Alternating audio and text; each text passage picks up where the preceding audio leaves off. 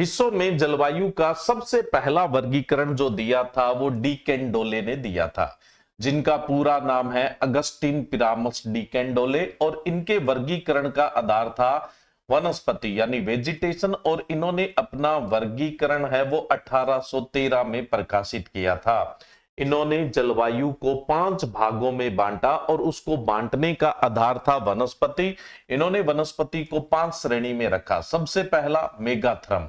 मेगाथ्रम का मतलब होता है ऐसी वनस्पति जो ज्यादा तापमान पर उगती है, ज्यादा तापमान को सहन कर सकती है। दूसरा इनका वर्गीकरण था जीरोफाइट्स यानी मरुदभिद, ऐसे पौधे जो पानी की कमी में उग जाते हैं, उन्होंने इसे जीरोफाइट्स के अंदर मरुदभिद में रखा।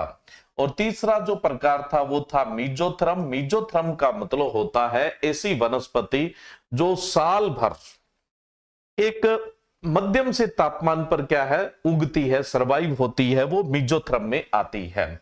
और चौथा इन्होंने जो वर्गीकरण रखा वो था माइक्रोथ्रम। और माइक्रोथ्रम का मतलब होता है ऐसी वनस्पति जो कम तापमान पर सरवाइव हो सकती है, यानी तापमान की कमी में भी क्या है बढ़िया से उग सकती है, उसे माइक्रोथ्रम। जैसे शीत जो क्षेत्र होते हैं, शीतोष्ण क्षेत्र होते हैं, वहां पर उगने वाली वनस्पति माइक्रोथ्रम होती है। और इनका जो 5वां प्रकार था वो था हिस्टोथ्रम। हिस्टोथ्रम का मतलब होता है ध्रुवों पर उगने वाली वनस्पति। इसके बाद जो सबसे पॉपुलर वर्गीकरण दिया था वो वर्गीकरण दिया था कोपेन ने 1884 में। इनका पूरा नाम था वाल्दमीर कोपेन और इनका वर्गीकरण आया 1884 के अंदर। और इनके वर्गीकरण का जो आधार था वो था औसत मासिक तापमान, यानी महीने का एवरेज टेम्परेचर प्लस परसिपिटेशन वर्षन।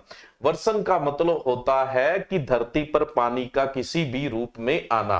और इन्होंने भी जलवायु को 5 भागों में बांटा, A B C D E.